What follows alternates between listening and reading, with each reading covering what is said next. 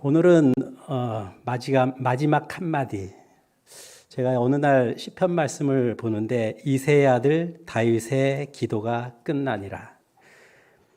이 말씀이 시편 150편에 나와야 맞는 것 같은데 중간 72편에 나오더라. 그래서 이게 뭐지 하고 이제 그 주석을 찾아보니까는 하여튼 이게 그 마지막 기도라고 순서는 바뀌었지만 뭐 이렇게 나오던데 나중에 조금 이제 저기 한번 설명해 드릴 겁니다. 보통 이제 마지막 한마디 그러면 우리가 이제 유언 같은 거 생각하잖아요. 돌아가시기 전에 그 유언하신 분들의 그 말씀은 굉장히 무겁잖아요. 그 다음에 두고두고 이제 기억이 나는 그런 어떤 말씀인데, 마지막으로 내가 하고 싶은 말, 마지막으로 바램, 마지막으로 뭔가 권하고 싶은 거. 그럴 때 우리가 이제 들을 때 조금 가볍게 들리지 않잖아요. 그래서 이제 제가 이제 마지막에 대한 이런 부분을 한번 성경에서 좀 찾아봤습니다. 다윗, 여호수아, 그 다음에 요한, 바울, 베드로, 예수님에 대해서 한번 좀 찾아본 거를 한번 같이 이제 말씀 나누려고 합니다.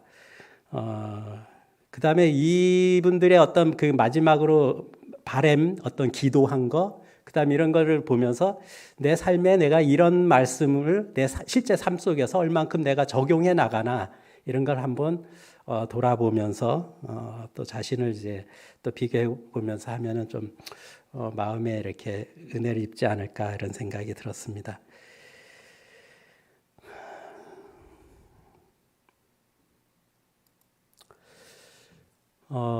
요거는 많이 보던 그림이죠. 최후의 만찬, 레오나르도 다빈치의 그림인데, 제가 어느 날 그 인터넷을 검색하다 보니까 이 그림이 어떻게 그려졌는지 사연이 나오더라고요. 레오나르도 다빈치가 43세 될 무렵에 루도빈코라는 백작이 이 최후의 만찬 장면을 그려달라고 부탁을 했답니다. 그래서 다빈치는 3년이라는 세월 동안 각고의 정성과 노력을 들여갖고 드디어 이제 이 작품이 완성됐다고 합니다. 그 그림에 보다시피 주님을 둘러싸고 있는 제자들이 옹기종기 이렇게 모여 앉아 있잖아요. 근데 이 주님은 오른손에 잔을 들고 있지 않죠, 지금은. 근데 처음에는 이제 잔이 들려졌다고 그러더라고요. 다빈치가 완성된 작품을 백작에게 먼저 보여주기 전에 친구들을 불렀답니다. 친구들한테 이제 평을 듣고 싶었던 거죠. 그랬더니 친구들이 그걸 딱 보더니 이구동성으로 와, 원더풀. 너무 아름답다. 너무 놀랍다.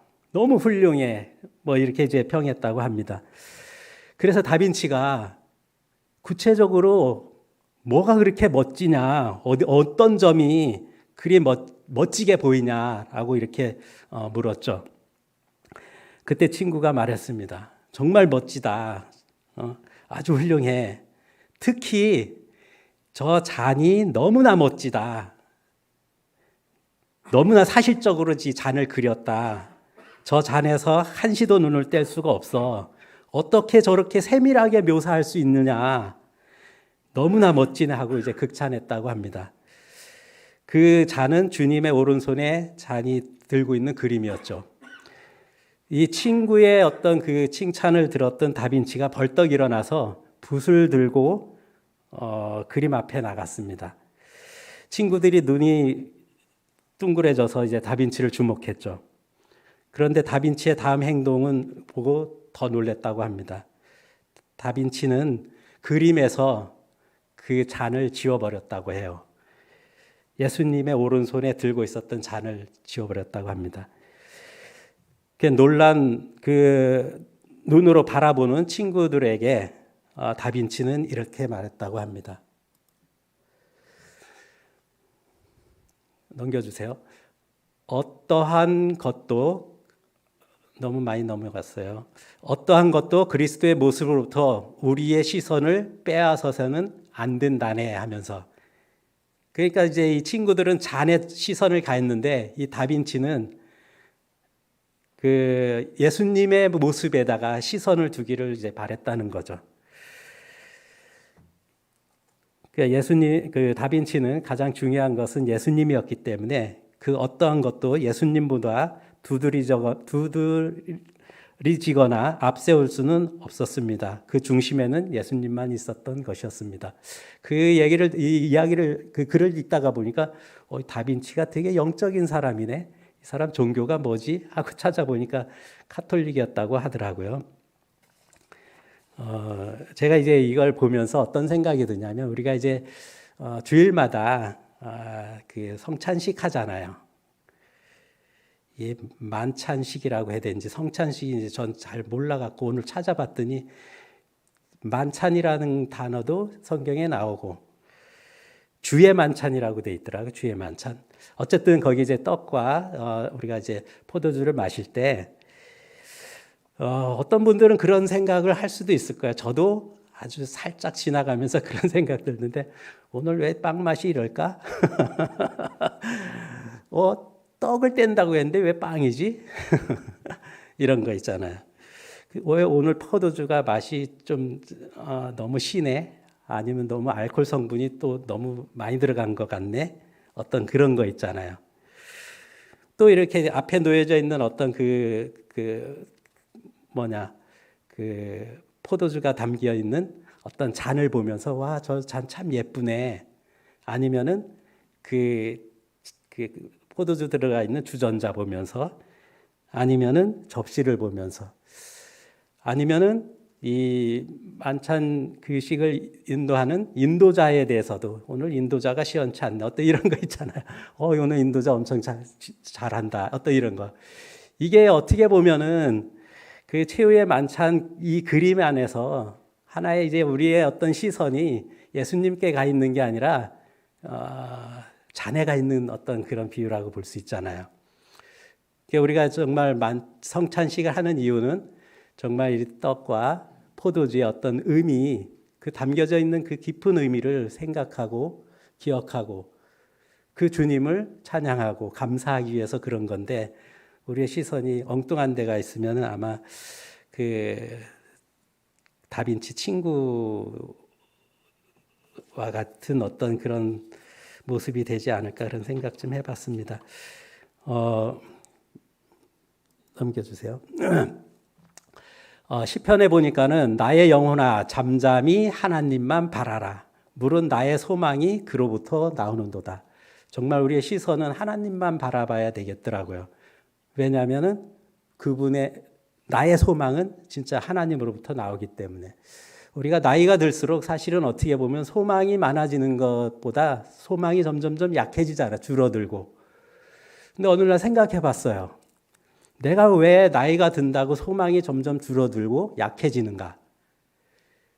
그 이유는 다른 게 아니라 내가 젊었을 때 그 소망을 하나님께 둔 게 아니라 어떤 이 세상의 어떤 그런 눈에 보이는 물질적인 이런 세계에 내가 소망을 두다 보니까 나이가 들면 그런 물질적인 어떤 그 꿈을 이룰 수 있는 어떤 그런 게 이제 받쳐주지 않잖아요. 기억력이라든지 어떤 건강도 그렇지. 그러다 보니까 이제 소망이 점점 줄어드는데, 제가 이 말씀을 잠깐 이렇게 가만히 묵상해 보니까 와, 우리가 나이가 들어가면 들어갈수록 이 소망은 점점점 커지는 것이 정상이겠구나.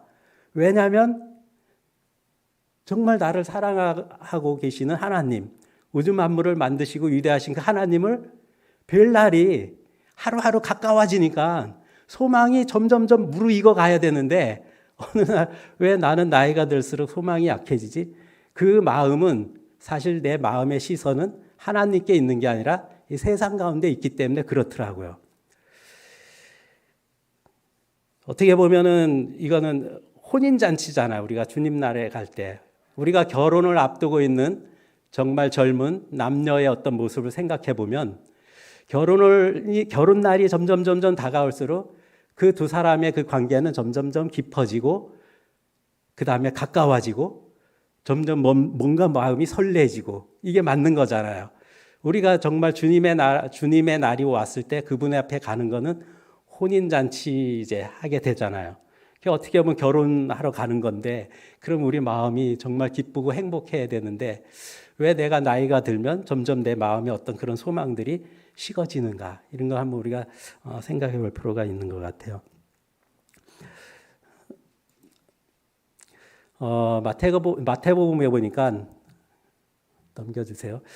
그러나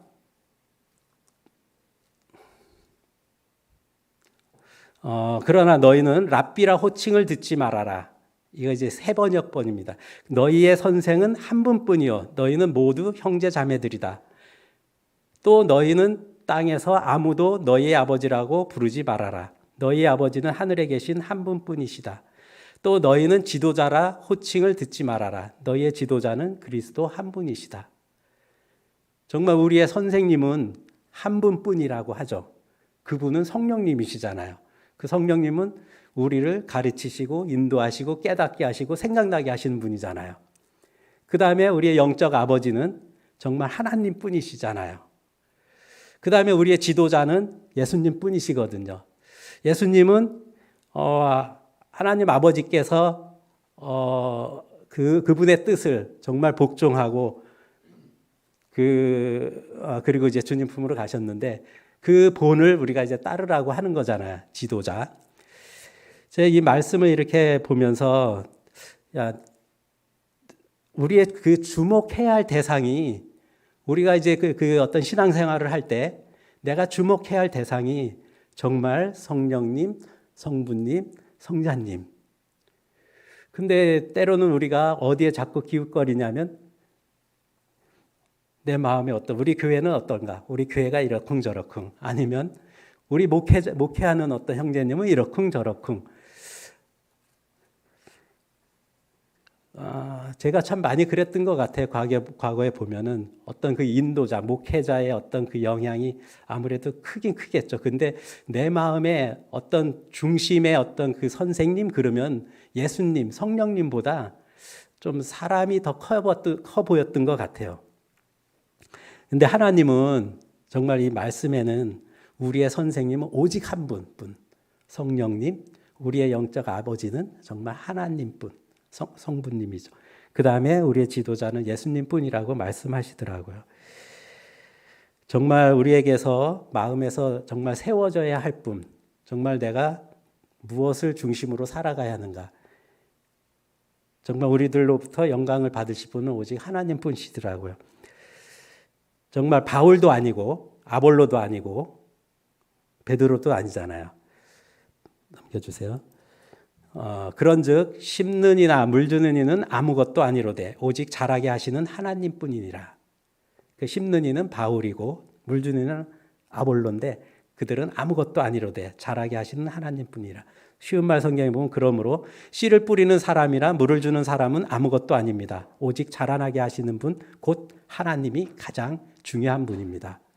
정말 우리가 살아가면서 어디에다가 시선을 두고 있는지 한번 돌아볼 필요가 있는 것 같아요.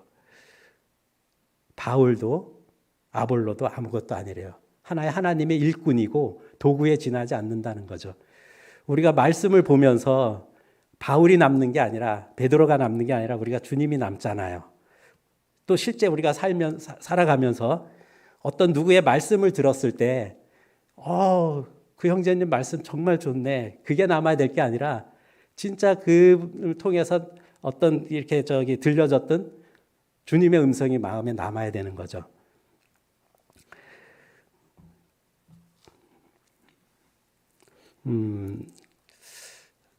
저희가 옛날에 제가 초등학교 때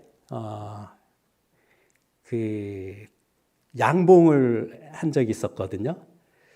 근데 저희 아버지가 이제 양봉을 하는데 이제 한번 좀 지켜봤어요. 그랬더니 뭐 꽃이 활짝 필 때는 뭐 그렇게 뭐랄까 보통 꽃이 막 떨어지고 꽃이 없을 때 이렇게 보니까는 우리 아버지가 매일 저녁마다 해 떨어지면은 설탕물 있잖아요. 설탕물을 가득히 해갖고서 그 벌꿀 그 집 안에다가 이렇게 넣더라고요. 그래갖고서 왜 저렇게 넣어요?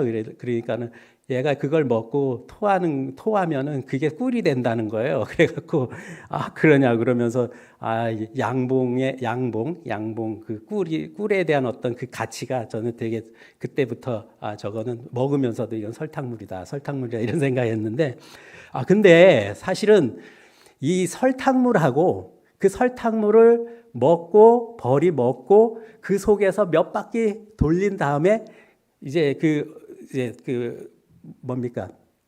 토하잖아요. 그 토한 게 이제 꿀이 되잖아요. 그러면 이 토한 그 꿀과 정말 그냥 설탕물하고 맛을 보면은 정말 다르거든요. 그런 거 경험해 보셨죠? 제가 이제 그걸 보면서 이런 말씀이 생각이 나는 거예요. 한 칸, 시편 119편에 보면은 주의 말씀의 맛이 넘겨주세요. 주의 말씀의 맛이 내게 어찌 그리 단지요 내 입에 꿀보다 더 다니이다. 이런 말씀이 있더라고요. 저는 옛날에 말씀 보면서 야, 주님의 말씀이 꿀보다 더 달대. 그럼 나는 그렇게 꿀보다 더 달게 느끼고 있나? 저는 그게 없는 거예요. 그냥 좋다, 어떤 데 은혜스럽다 이러지 정말 꿀보다 더 달다? 아, 이게 참 경험하고 싶은데 이게 좀 느껴지지가 않더라고요. 근데 어느 날 이 말씀이 그 양봉 생각이 나면서 아, 이게 주님의 말씀을 듣고 그냥 맛만 보면 설탕물에 지나지 않는데 그 말씀이 내 안에 들어와서 벌이 설탕물을 먹고 몇 바퀴 속에서 회전한 다음에 토하면 꿀로 바뀌듯이 내 마음 안에 말씀이 들어왔을 때 속에서 몇 바퀴 회전하는 거죠. 깊이 생각하고 묵상하고 기억하고 막 되새김질을 하는 거예요. 그랬을 때 내 마음에서 나도 모르게 속에서 뭔가 깊은 뭔가 어떤 힘 같은 거, 어떤 기쁨, 희열, 어떤 이런 게 올라오잖아요. 아, 이런 말씀이구나. 주님의 말씀의 맛이 그냥 볼 때 그냥 꿀보다 다 다는 게 아니라 우리 속에 들어와 갖고 진짜 계속해서 그게 이제 내 되새김질 될 때 아, 이게 정말 꿀보다 단다라는 것을 느끼겠구나. 사실 저도 그런 것을 요즘에 와가지고 많이는 아니지만 어떤 말씀이 딱 꽂혔을 때 그걸 막 생각하다 보면 굉장히 이렇게 좀 마음에 막 살아나고 그런 걸 좀 많이 경험하겠더라고요. 그래서 다음 넘겨주세요. 이제 어느 날 그 시편을 보는데 이새의 아들 다윗의 기도가 끝나니라. 넘겨주세요. 저 쉬운 말 성경에 보면 이것으로 이새의 아들 다윗의 기도가 마무리된다 이렇게 돼 있거든요. 그러면서 다윗의 기도가 끝났다. 그러면 그분이 마지막 기도라고 한다면 도대체 무슨 기도를 했을까? 궁금하잖아요. 그래서 이제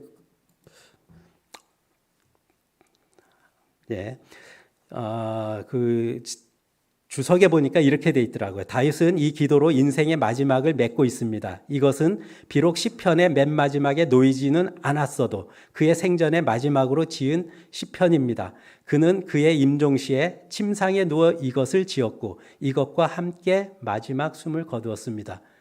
주석에는 이렇게 표현됐더라고요. 아, 이게 진짜 마지막 기도구나. 그러면은 마지막 기도 뭐 했을까? 궁금하잖아요. 굉장히 우리들에게 필요한 어떤 기도를 했을 것 같아요. 아니면 자기 자신의 신변에 대한 기도를 했나? 거기 17절에 보면은 그의 이름이 영구하며 그의 이름이 해와 같이 장구하리로다. 사람들이 그로 말미암아 복을 받으리니 모든 민족이 다 그를 복되다 하리로다. 홀로 기이한 일들을 행하시는 여호와 하나님 곧 이스라엘의 하나님을 찬송하며 그 영화로운 이름을 영원히 찬송할지어다. 온 땅에 그의 영광이 충만할지어다. 아멘, 아멘. 여기서 그의 이름은 예수님이거든요. 예수님이 이제 앞으로 오실 그 예수님은 우리에게 복이 된다는 거죠. 그래서 그분을 향해서 찬양을 드리고 그 다윗은 그 앞으로 오실 그 예수님을 바라봤던 거죠.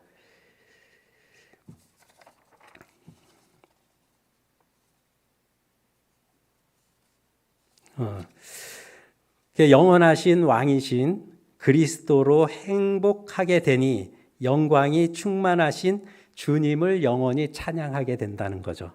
그리고 아멘, 아멘. 이 성경에 보면 아멘은 많은데 아멘, 아멘 이렇게 된 거는 한 3군데인가 4군데 있더라고요. 그 중에 한 군데가 이거거든요. 그럼 아멘, 아멘이라는 건 굉장히 이 다윗이 이런 주님을 찬양하는 이런 부분에서 마땅하다라는 의미잖아요. 합당하다. 넘겨주세요. 거기에 보면은 이것도 주석입니다. 하나님께서는 찬양을 받으시기에 합당한 분이시기에 하나님을 영원히 찬양하라고 가르치십니다. 하나님께서는 무엇이 부족해서 인생으로부터 찬양을 받으셔야 되는 분은 아닙니다. 다만 그러한 찬양을 통하여 하나님께서는 인생들과 교제하기를 원하실 따름입니다. 하나님은 무엇이 부족해서 우리 보고 찬양하라고 하겠어요? 그것은 다른 게 아니라 우리와 교제하고 싶으시다는 거죠. 우리가 찬양하고 감사할 때 우리의 마음도 주님을 향해서 더 가까워지고 주님은 그런 기쁨과 행복을 우리들에게 또 돌려주시고 하면서 서로 굉장히 친밀한 관계가 이제 더 깊어지는 거잖아요. 아, 다윗이 마지막으로 기도한 게 이거였구나. 그러면 나도 그 삶을 살아가고 있는가? 넘겨주세요. 우리가 최근에 이렇게 그 줌을 통해서 교제 나누는 책이 G.O.D. 하나님, 그 A.W. 토저라는 분 어떤 그걸 갖고 이제 교제하고 있는데 그 제목만 제가 이제 쭉 그 목차만 적어놓은 거예요. 이 20가지가 있는데 하나님은 완전한 분이시다, 무한한 분이시다, 한없이 큰 분이시다, 선한 분이시다, 거룩한 분이시다, 공의로운 분이시다, 자비로운 분이시다, 은혜로운 분이시다, 어느 죄 충만한 분이시다, 내재하는 분이시다, 스스로 존재하는 분이시다, 초월적인 분이시다, 영원한 분이시다, 전능한 분이시다, 변하지 않는 분이시다, 모든 것을 아는 분이시다, 지혜로운 분이시다, 주권적인 분이시다, 성실한 분이시다, 사랑인 분이시다. 이게 우리가 믿고 있는 하나님이고 우리의 영의 아버지 하나님이시더라고요. 저는 이 말씀을 어떤 이 하나님에 대한 어떤 속성, 성부, 성자, 성령님이 속성을 하나하나 이렇게 보니까 알면 알수록 우리의 마음이 막 흥분될 것 같은 거예요. 내가 알고 있는 우리 하나님 그냥 막연한 위대하고 우주 만물 만드신 막연한 게 아니라 이 하나하나 속성을 성품을 우리가 꼭꼭 깨물어 보면 정말 우리 마음이 굉장히 뜨거워지더라고요. 그 책에 보니까 토저 그 책에 보니까 이런 글이 있어요. 하나님은 사람들의 많은 업적에 감동받지 않습니다. 하나님은 우리가 많은 하나님을 향해서 하는 일에 감동받지 않는다. 왜냐하면 하나님은 뭐 모든 걸 갖고 계시니까 그러겠죠. 그런데 이 위와 같은 이런 거, 하나님 완전한 분이시다, 무한한 분이시다, 뭐 성실한 분이시다, 사랑인 분이시다, 이런 거를 하나님은 우리에게 알려주고 싶어 한다는 거죠. 배우게 하고 싶고, 그 다음에 이런 하나님을 우리가 알아가도록 이제 알기를 바란다. 이제 그런 어떤 이제 그 글을 읽었는데 정말 그런 것 같아요. 하나님께서는 우리에게 제일 먼저 내가 어떤 분인 거를 너희는 먼저 알아라. 그냥 완전한 분이시다, 무한한 분이시다, 어떤 이런 걸 우리가 알면 알수록 진짜 감동될 수밖에 없겠더라고요.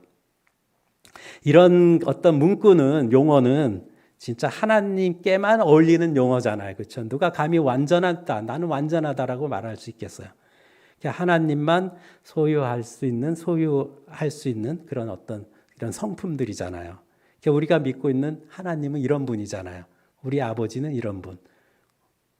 우리의 어떤 큰 형님인 예수님은 이런 분. 그러면 이런 분이라는 게 내 마음에 진짜 막 충만하게 차 있으면 하루속히 빨리 가고 싶은 마음은 안 생기겠어요?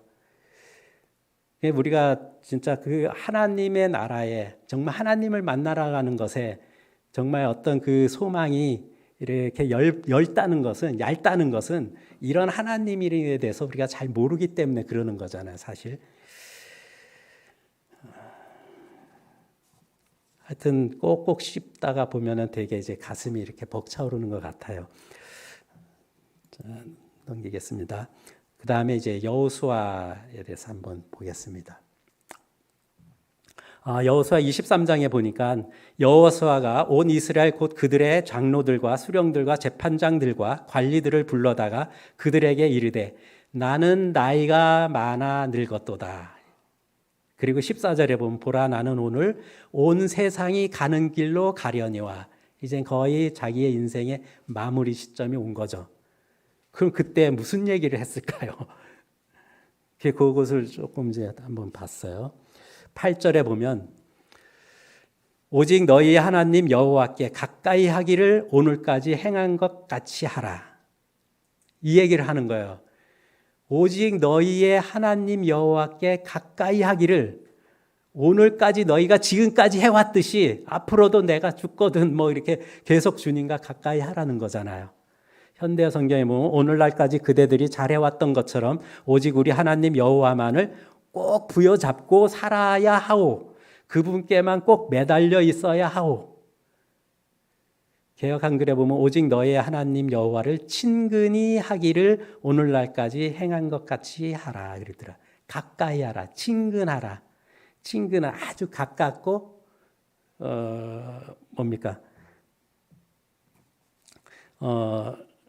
친하고 아주 친하고 가까운 관계잖아요, 그렇죠? 이거는 또 하나님께 달라붙다 이런 의미가 있다고 그러더라고요. 가까이 한다는 건 하나님께 완전히 달라붙다. 가까이 하라, 가까이. 그러니까 제가 뭔 생각이 나냐면 여행이 생각이 나더라고요. 어떤 분은 어디 갔다 여행 갔다 왔다 막 그러면 어떤 분은 뭐래요? 그럼 뭐 여행 뭐러 가? TV에 다 나오는데 하면서 이제 TV에 다 보이잖아. 근데 뭐러 그것까지 가냐? 돈 내고 시간 뺏기고. 근데 가보질 않아서 그런 얘기 하죠. 정말 우리는 멀리서 보는 것과 실제 현장에 가서 봤을 때하고 너무 다른 거잖아요. 축구 경기도 진짜 이렇게 TV 화면으로 보는 것과 정말 이렇게 큰 종합 경기장에 가서 보는 것과 다르잖아요. 정말 아름다운 어떤 경치도 그냥 TV에서 보는 것, 그냥 말로만 들은 것과 실제 가까이 가서가 다르죠. 비행기 타고 멀리서 그 아래를 내려다보는 어떤 멀찍이 보이는 것과 아주 가까이 가서 보는 것과 다르죠. 마치 하나님에 대해서 그런 것 같아요. 우리가 하나님 그러면 너무 추상적이고 너무 멀리 계신 것 같고 그러니까 별로 이렇게 뭐 마음에 이렇게 와닿는 게 없는데 정말 이 말씀처럼 하나님께 가까이 하라. 정말 가까이 갔을 때 봤을 때 우리의 마음은 진짜 감동으로 충만해지겠죠. 기쁨으로. 11절에 보면은 그러므로 스스로 조심하여 너희 하나님 여호와를 사랑하라. 쉬운 말은 그러므로 정신을 바짝 차리고 오직 여러분의 주 하나님만을 사랑하시오. 정말 하나님만 사랑하라. 그 사랑은 결혼을 앞두고 있는 남녀의 어떤 그 모습을 보면 잘 알 수 있잖아요. 그 사랑은 정말 굉장히 어떤 가까운 관계잖아요. 정말 마음이 서로 이렇게 항상 이렇게 주고받고 하는 어떤 이런 관계. 넘기겠습니다. 여호수아는 마지막에 이런 당부를 하더라고요. 이런 말씀으로. 이번에는 요한에 대해서 살펴보겠습니다. 요한일서 1장 3절에서 4절 보니까는 우리가 보고 들은 바를 너희에게도 전함은 그동안 보고 들은 바를 이제 전해주고 싶은 뭔가가 있는 거죠. 너희로 우리와 사귐이 있게 하려 함이니 우리의 사귐은 아버지와 그의 아들 예수 그리스도와 더불어 누림이라. 우리가 이것을 쓰면 우리의 기쁨이 충만하게 하려 함이라. 이 요한은 정말 보고 들은 거를 우리에게 전해주고 싶은 게 있는데 그게 뭐냐면 아버지와 예수님과 더불어 함께 하면서 기쁨을 충만하게 하는 거. 이거 여기 4절에 보면 우리가 이것을 쓰면 우리의 기쁨이 충만하게 하려 함이라. 넘겨주세요. 그 킴제임스 성경에 보니까는 우리가 보고 들은 그것을 너희에게 넘겨주세요. 너희에게 밝히 드러냄은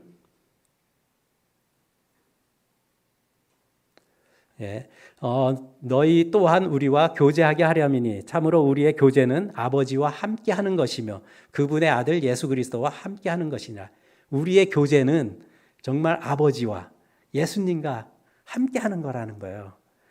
현대 성경에는 이렇게 표현됐더라. 거듭 말합니다만 우리가 실제로 보고 들은 것을 이렇게 전하고자 하는 것은 강조한다는 거죠. 거듭 말하는데 우리가 보고 들은 것 또 이야기하는데 여러분도 우리와 같이 사도들이 그런 생활을 했다는 거죠. 우리와 같이 아버지 하나님과 또 그분의 아들 예수 그리스도와 사귐을 가져서 기쁨이 충만한 사람이 되게 하려 하는 것입니다. 그래서 요한도 우리에게 당부하고 싶었던 것이 있었던 거죠. 정말 아버지 하나님과 아들 예수님과 매일 사귐을 가지면서 기쁨이 충만한 삶을 살기를 바랬더라고요. 넘기겠습니다. 계시록에 보니까는 3절에 보면은 넘겨주세요. 3절 내가 들으니 보좌에서 큰 음성이 나서 이르되 보라 하나님의 장막이 사람들과 함께 있으며 하나님이 그들과 함께 계시리니 그들은 하나님의 백성이 되고 하나님은 친히 그들과 함께 계셔서 모든 눈물을 그 눈에서 닦아주시니 다시는 사망이 없고 애통하는 것이나 곡하는 것이나 아픈 것이 다시 있지 아니하리니. 이 요한은 그 세계를 맛봤죠. 새하늘과 새 땅을. 거기 가니까는 우리가 하나님의 백성이 되고 하나님은 친히 우리와 함께 하셔서 우리의 눈물을 닦아주시고 거긴 사망도 없고 애통하는 것이 없고 아픈 것이 없고 슬픈 것도 없고 얼마나 아름다운 것입니까? 이거를 이제 우리들에게 보여주고자 했더라고요. 늘 요한 마음에는 그게 정말 항상 이렇게 충만했던 것 같아요. 우리의 어떤 장래 큰 소망인 거죠, 이게. 자, 이번에는 바울에 대해서 한번 보겠습니다. 빌립보서에 보니까는 잘 알고 있는 말씀이죠. 23절 어떤 때는 살고 싶다가도 어떤 때는 그렇지 않습니다. 이 현대 성경입니다. 이 세상을 떠나 그리스도 곁으로 가는 것이 내 소원이기 때문이다. 그리스도와 함께 사는 것이 내 소원이다. 늘 품고 사는 것 같아요. 바울은 내가 그 나라에 가서 가면 천국이 아니라 정말 나를 사랑하는 아버지 하나님과 또 아들 예수님과 영원히 함께 하는 거다. 그 편이 여기 있는 것보다 얼마나 더 행복한지 모릅니다. 천국 가서 행복이 아니고 정말 예수님과 함께 하기 때문에 나는 행복한 사람이다. 난 그게 소원이다. 그걸 우리들에게도 좀 이렇게 느끼고 살라는 거겠죠. 24절 그러나 내가 이 세상에 머물러 있는 것이 여러분에게는 훨씬 도움이 되는 것도 사실입니다. 그렇습니다. 나는 아직 이 세상에 더 머물러 있을 필요가 있습니다. 그래서 여러분의 믿음이 자라고 또 그 믿음 안에서 여러분이 더 큰 기쁨을 누리도록 도와야 합니다. 사도 바울이 남은 것은 우리에게 믿음을 자라게 하기 위해서 또 그 믿음이 자라 더욱 큰 기쁨을 누리도록 하기 위해서 남아있는 거라는 거죠. 그러면 우리가 내가 이 땅에서 살아가야 하는 그 삶의 방향은 믿음이 자라나면서 내 안에 정말 주님으로부터 오는 그 기쁨을 누리면서 사는 그 길이라는 거죠. 그 믿음이 자란다는 것은 어떤 교회를 믿는 어떤 사람을 믿는 이런 게 아니라 하나님을 향한 믿음이잖아요. 그 앞에 언급했던 것처럼 요한이 언급했던 것처럼 우리의 사귐이 있을 때 기쁨이 충만하게 된다 그랬잖아요. 그러니까 우리의 믿음이 자란다는 건 주님을 향한 그 믿음, 주님이 어떤 분인지 이런 거에 대해서 우리가 알아가면 알아갈수록 기쁨이 충만하게 된다는 거죠. 그것을 바울은 우리들에게 가르쳐주고 싶었다는 거죠. 그다음에 베드로에 대해서 살펴보겠습니다. 베드로서 1장입니다. 그러므로 너희가 이것을 알고 14절 먼저 읽어볼게요. 14절 이는 우리 주 예수 그리스도께서 내게 지시하신 것 같이 나도 나의 장막을 벗어날 것이 임박한 줄 알미라. 이 베드로후서 쓸 때는 아마 이제 자기가 죽을 날이 가까웠구나.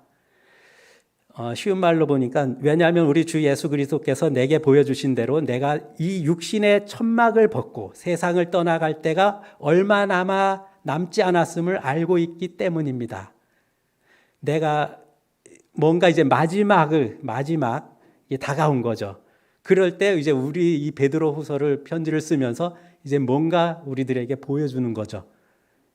그게 뭐냐면은 12절에 보면 항상 너희에게 생각나게 하려 하노라. 13절에 보면 너희를 일깨워 생각나게 함이 옳은 줄 여기나니. 15절에 보면 내가 힘써 너희로 하여금 내가 떠난 후에라도 어느 때나 이런 것을 생각나게 하려 하노라. 생각나게 한다. 일깨운다. 거기 어딥니까?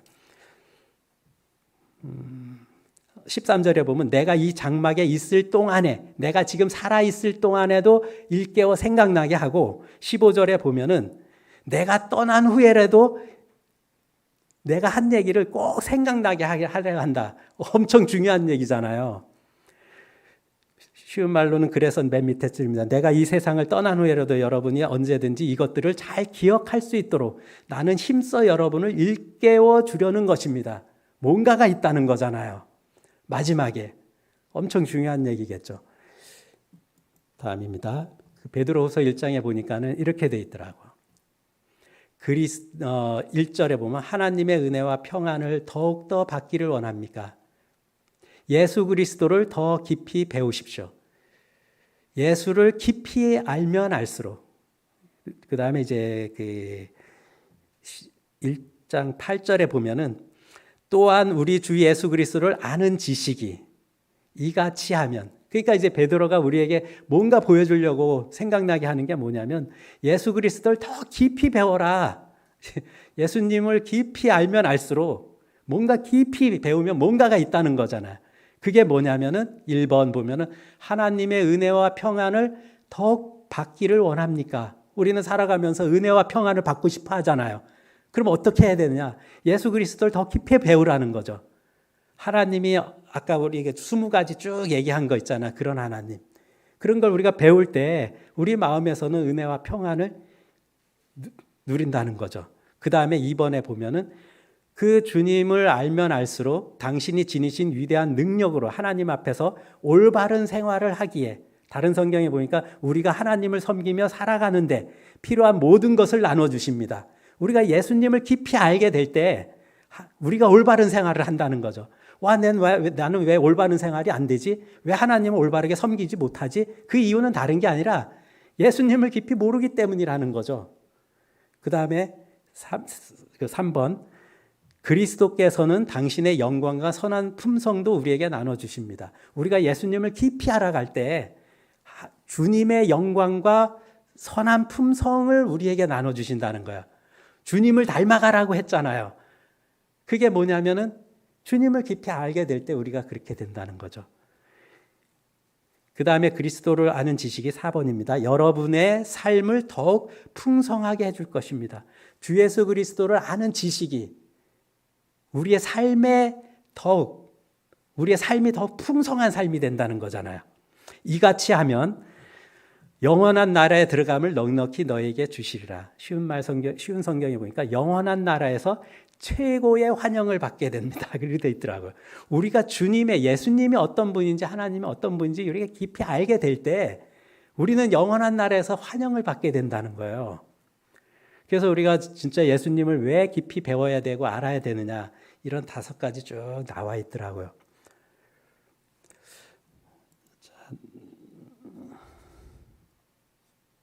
그 다음에요. 베드로서 3장에 보니까 또 이렇게 돼 있더라고요. 1절에 보면 일깨워 생각나게 하여, 뭔가 또 생각나게 한다는 거죠. 2절에 보면 기억하게 하려 하노라, 뭔가 기억하게 하노라. 뭐냐면 10절에 그러나 주의 날이 도둑같이 오리니, 굵은 글씨 보겠습니다. 너희가 어떠한 사람이 되어야 마땅하냐? 하나님의 날이 임하기를 바라보고 간절히 사모하라. 의가 있는 곳인 새하늘과 새 땅을 바라보도다. 주님의 재림의 날을 바라보면서 준비하라는 거잖아요. 2번째. 주님에 대해서 예수님에 대해서 깊이 알아라. 그 다음 2번째는 준비하라. 주님의 날이 언제 오실지 모르니까, 도둑같이 오니까 준비하라는 거죠. 그걸 일깨워 생각나게 하고 기억하게 한다는 거죠. 그래서 베드로가 마지막으로 이제 편지를 쓴 게 이런 내용이더라고요. 그러면서 11절에 보면 이런 것이 이 모든 것이 이렇게 풀어지니 너희가 어떠한 사람이 되어야 마땅하겠느냐. 자, 넘기겠습니다. 14절에도 그러므로 사랑한 자들아 너희가 이것을 바라보나니 주 앞에서 점도 없고 흠도 없이 평강 가운데서 나타나기를 힘쓰라. 쉬운 말 성경은 이렇게 돼 있더라고요. 재림의 날을 간절히 기다리고 있으니 하나님 앞에서 한 점 흠 없는 거룩한 생활을 영위해 나감으로써 아무쪼록 평강 가운데서 주를 맞이할 수 있도록 힘쓰세요. 이렇게 돼 있더라고요. 그러니까 이제 첫 번째는 주님에 대해서 깊이 알아라. 두 번째는 주님의 재림을 준비하라. 그냥 준비하라는 게 아니라 점도 없고 흠도 없는 평강 가운데서 거룩한 생활을 영위하면서 준비하라고 하더라고요. 그 다음에 이제 세 번째는 그를 아는 지식에서 또 자라가라. 그러면서 18절에 보면 우리 주 곧 구주 예수 그리스도의 은혜와 그를 아는 지식에서 자라가라. 쉬운 말 성경에는 그리하여 도리어 우리 주시오 구주이신 예수 그리스도의 은혜와 그분을 아는 지식에서 날로 자라가기를 바랍니다. 그러니까 결국은 우리가 주님을 아는 이런 부분에 대해서 날로 자라기를 바란다고 우리에게 편지를 썼습니다. 자, 마지막으로 이제 예수님에 대해서 살펴보겠습니다. 다음 장이요. 다음 장입니다.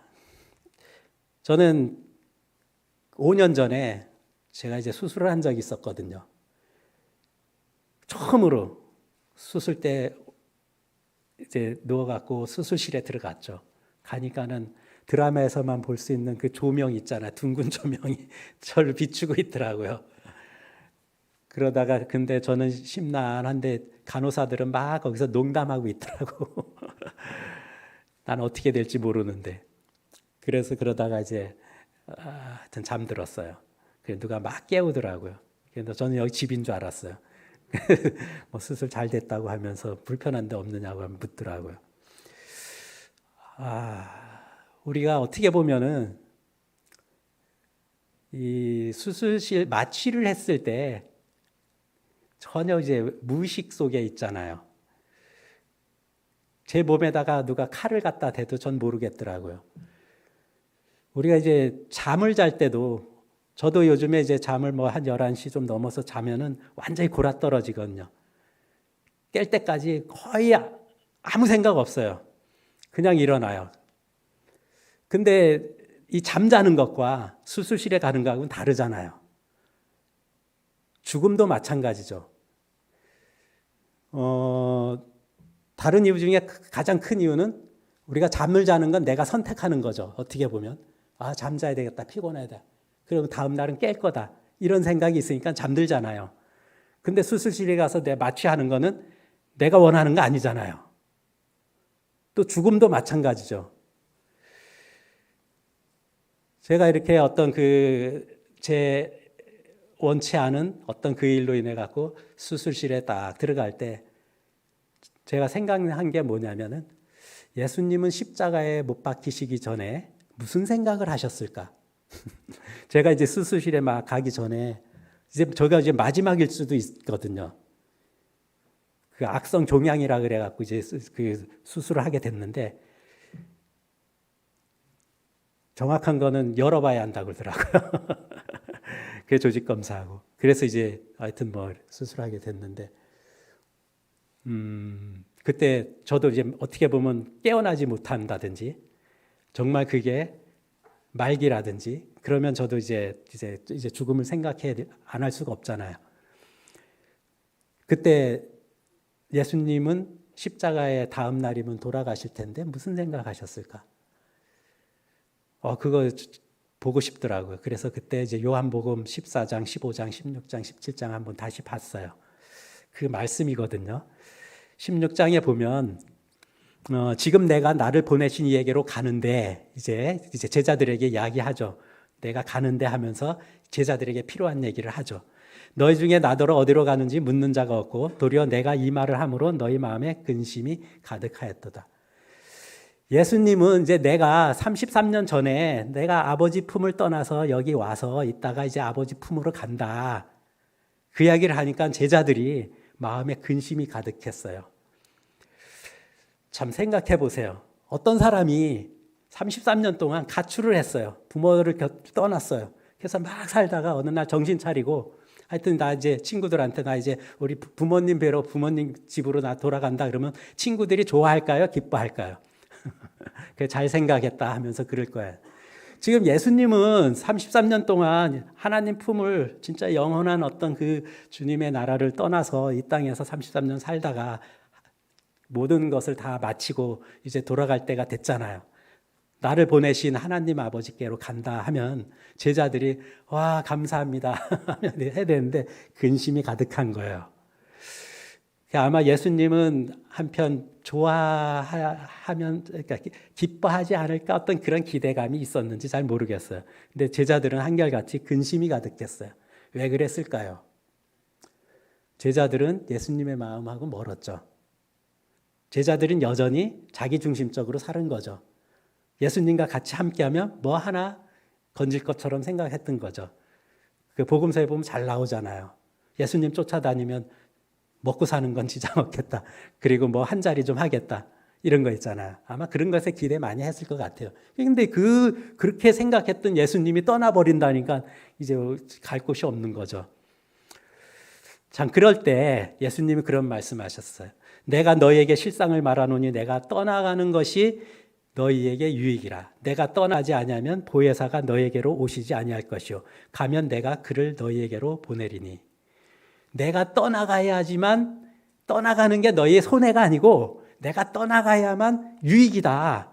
이게 뭐 이해는 안 됐겠죠. 어쨌든 예수님 편에서는 그게 훨씬 내가 여기 있는 것보다 떠나가는 것이 그들에겐 훨씬 유익했던 거죠.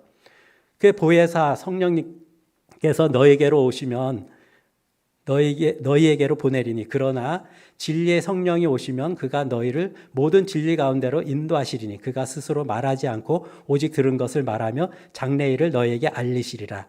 그가 내 영광을 나타내리라 하면서 성령님에 대해서 말씀하시는 거예요. 성령님이 오시면 너희를 인도할 거다. 들은 것을 생각나게 할 거다. 그 다음에 깨닫게 할 거다. 가르쳐 주실 거다. 알려준다. 그 다음에 내 영광을 나타낸다. 그 영광이라는 것은 예수님 영광은 창세전에 아버지와 함께 했던 영광과 지상의 모든 사역을 다 마친 후에 아버지와 함께 누릴 영광이다. 이렇게 이제 주석엔 돼 있더라고요. 그러니까 성령님이 오시는 게 너에게 훨씬 유익하다는 거죠. 그러니까 사실 사도행전의 그 어떤 역사를 보면 예수님이 같이 제자들이 예수님과 같이 있을 때보다 훨씬 많은 일들이 일어났었잖아요. 그 다음에 그들의 삶도 훨씬 이제 하나님을 향해서 더 뚜렷한 삶을 살았고. 주님은 이런 말씀을 하시더라고요. 성령님에 대해서. 성령님의 임재에 대해서 이제 먼저 말씀하셨어요. 자, 그 다음 두 번째요. 그 다음에 이제 33절에 보면, 그러니까 여기도 보면, 다시 세상을 떠나 아버지께로 가노라. 이것을 너에게 이르는 것은 너희로 내 안에서 평안을 누리게 하려 함이라. 그러니까 주님은 평안을 누리는데 너희에게 평안을 누리게 하는 거예요. 본인이 아니라 본인은 이제 당장 내일 모레면 십자가에 달리실 그런 어떤 형편인데 우리의 평안을 위해서 이제 그 이야기를 하시더라고요. 성령의 임재, 평안에 대해서. 그러면서 얼마나 성령님을 받는 게 성령님의 그 역할이 얼마나 중요한 걸까? 제가 이제 죽음이 아니라 이제 수술을 앞두고 있을 때 도대체 주님이 주시는 평안이 어떤 평안이길래 당장 그분은 이제 십자가에서 고난을 받게 되는데 우리에게 평안을 주려고 하는 거예요. 17장에 보면은 예수께서 이 말씀하시고 눈을 들어 하늘을 우러러 이르시되 아버지여 때가 이르렀사. 여기는 이제 주님 하나님을 향해서 아버지를 향해서 기도하는 내용이잖아요. 2절 아버지께서 아들에게 주신 모든 사람에게 영생을 주게 하시려고 만민을 다스리는 권세를 아들에게 주셨음이로소이다. 영생은 곧 유일하신 참 하나님 그가 보내신 자 예수 그리스도를 아는 것이니라. 주님은 기도를 하신 거예요. 영생에 대해서. 그것은 예수님을 아는 것이 영생이라고 하면서 도대체 영생, 영원한 생명이 얼마나 크고 진짜 놀라운 거길래 죽음을 앞둔 예수님이 그런 말씀을 하시나 우리는 영생이라는 걸 모르죠. 영원하다는 걸 모르잖아요. 근데 그분은 영원한 거기서 오신 분이니까 너무나 그곳이 정말 놀랍고 아름다운지 알잖아요. 제가 이제 수술을 앞두고 있을 때 이 생각이 나는 거야. 하나님이 내게 영생을 주셨는데 그 영생이 도대체 얼마나 놀랍길래 이런 말씀을 하시나. 자, 넘어가겠습니다. 9절. 내가 그들을 위하여 비옵나니 내가 비옵는 것은 하면서 내게 주신 자들을 위함이라 그들은 아버지 것이로소이다. 와, 내가 아버지 것이구나.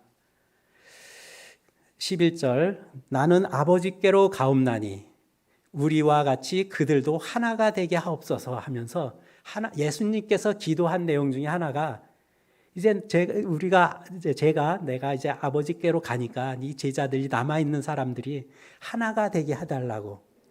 진짜 성도들의 그 하나가 얼마나 정말 이렇게 소중하고 중요한 건지를 이제 말씀하시는 거죠. 지금 내가 아버지께로 가오니 내 기쁨을 그들 안에 충만히 가지게 하려 함이라 하면서 정말 죽음을 앞두고 있는데 우리 걱정을 하는 거죠. 남아있는 사람들의 그 마음에 기쁨을 충만케 하게 함이라 하면서 하나님 아버지께 간구하시더라고요. 내가 비옵는 것은 그들을 세상에서 데려가시기 위함이 아니라 악에 빠지지 않게 보전하시기를 위함이니라 하면서 악에 빠지지 않도록 주님이 기도하시더라고요. 넘어가겠습니다. 그들도 세상에 속하지 아니하사옵나니 넘겨주세요. 그들을 진리로 거룩하게 하옵소서. 이제 거룩한 삶을 살게끔 주님이 기도하시더라고요. 그 다음에 21절도 그들도 다 하나가 되어 우리 안에 있게 하사. 그 다음에 22절 내게 주신 영광을 내가 그들에게 주었사오니. 내게 주신 영광, 우리의 영광이란 하나님의 자녀로서 그리스도와 함께 세세토록 왕노릇하는 영광이요 영원히 사랑 가운데 거하는 축복이다 라고 되어 있더라고요. 주님이 우리에게 주신 영광이 하나님의 자녀로서 그리스도와 함께 세세토록 왕노릇하는 영광이요 영원히 사랑 가운데 거하는 축복이 우리에게 주신 영광이라는 거죠. 얼마나 놀랍습니까? 그러면서 우리가 하나가 된 것 같이 하나님과 그러니까 아버지 하나님과 예수님이 하나가 된 것처럼 저들도 하나가 되게 해달라고 기도하시더라고요. 내가 아버지의 이름으로 그들에게 알게 하였고 또 알게 하려니 이는 나를 사랑하신 사랑이 그들 안에 있고 나도 그들 안에 있게 하려 함이라. 주님의 사랑이 저들 안에 있다고 기도하시더라고요. 예. 그래서 주님이 마지막으로 이렇게 기도한 거, 우리에게 당부한 걸 이렇게 보면서 야, 우리가 받은 그 구원, 영생, 주님을 만난 거 이런 게 십자가의 그 고난보다 훨씬 진짜 얼마나 그게 아름답고 영광스러운 길래 그분이 그 길을 택하셨겠어요. 우리에게 그 진짜 영광스러운 그 하늘나라 주님의 어떤 주님과 영원히 함께하는 어떤 그런 축복을 주시기 위해서 제가 이제 그런 생각을 했어요. 만약에 내가 깨어나지 못한다 해도 아니면 내가 말기가 된다고 해도 내가 받은 그 주님에게 주신 그 영생은 정말 굉장한 거구나. 그러면서 하나님 저에게 다시 한번 기회를 주시면 한번 다시 이제 주님을 잘 섬기겠고 주님이 데려가도 저는 할 말이 없습니다 하고 이제 수술대 올라갔는데 자 이제 마무리하겠습니다. 다윗은 하나님을 찬양하는 기도를 했었죠. 여호와스는 하나님을 가까이 하고 사랑하라고 했고 요한은 하나님과 함께 교제를 나누면서 기쁨이 충만하게 한다고. 그 다음에 바울은 믿음이 자라고 큰 기쁨을 누리도록 하고 베드로는 그리스도를 깊이 배우고 알게 되면 이런 축복이 있을 거다. 그 다음에 주의 재림의 날을 바라보며 준비하라. 그리스도를 아는 지식에서 자라가라. 예수님은 성령 임재에 대해서 말씀하셨고 평안을 누리고 영생을 주시고 우리는 아버지의 것이고 우리는 하나님과 우리가 하나가 되고 성도들 간에 하나가 되기를 기도하셨고 또 우리에게 기쁨이 충만케 되기를 기도하셨고 악에 빠지지 않고 거룩하게 하는 걸 기도하셨고 주님의 사랑이 우리 안에 있음을 알게 하셨더라고요. 그 기도가 오늘날 우리에게 이루어진 거죠.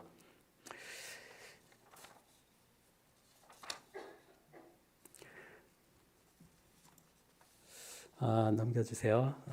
제 아까 베드로후서 3장 말씀 한 구절 읽고 마치겠습니다. 이 모든 것이 이렇게 풀어지리니 너희가 어떠한 사람이 되어야 마땅하뇨. 하나님의 날이 임하기를 바라보고 간절히 사모하라. 말씀 마치겠습니다. 잠깐 기도하겠습니다.